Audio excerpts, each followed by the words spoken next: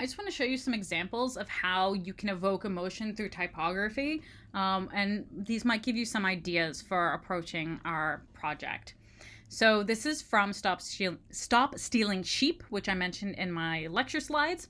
And these are some images that go along with what he thinks those different typefaces evoke emotionally.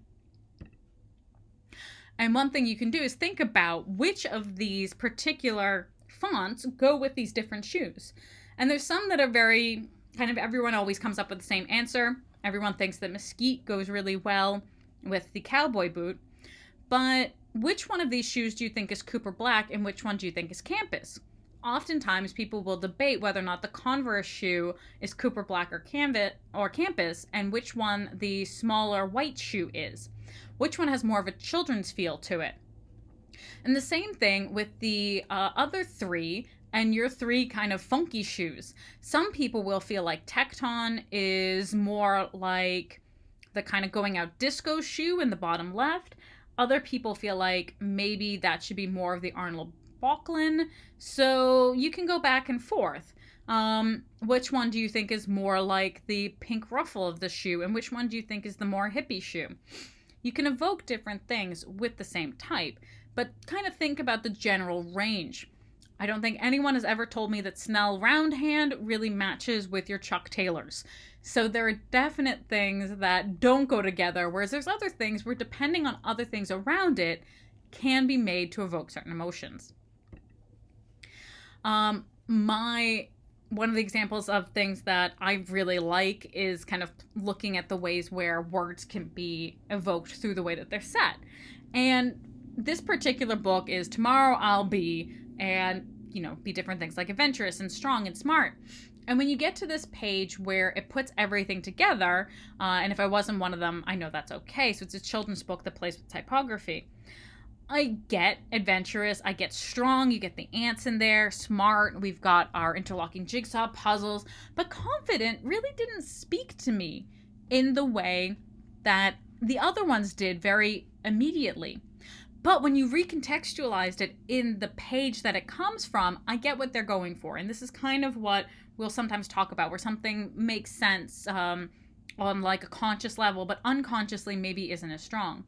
So when you see confident in the full page that it was originally seen in, Tomorrow I'll Be confident and I'll be proud of all that I know, it shows this bunny in a very fairy tale setting working to like slay the dragon.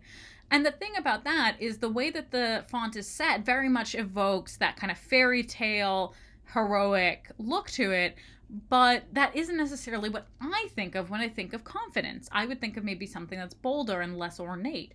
But in the context of your hero slaying the dragon, it makes sense. So remember to consider the context of everything around your font as well. Or if you don't have that context, does it still work?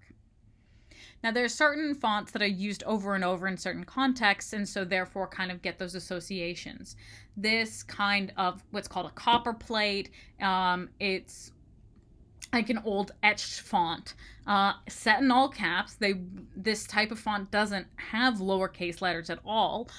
Is very much used. It is the most used font for movie titles. So again, there are certain things that we associate based on the way that things have been used in culture. And as I mentioned, Vogue is set in like a Bodoni or a Dido, something that's got very high contrast between the thicks and the thins, so we associate that with high fashion. These are all set in Baskerville, and as you can see, Baskerville can run the range from the Metropolitan Opera and Kate Spade to Better Homes and Gardens, which is much more of a consumer level. And it's used in, as you can see, that's not the only font that's used in movie titles, but in this case, American Gangster set in it. So you can play with how something is used in different contexts and different settings.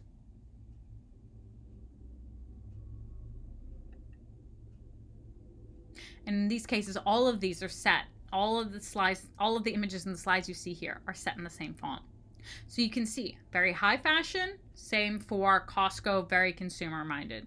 So it's the treatment around it too that makes it.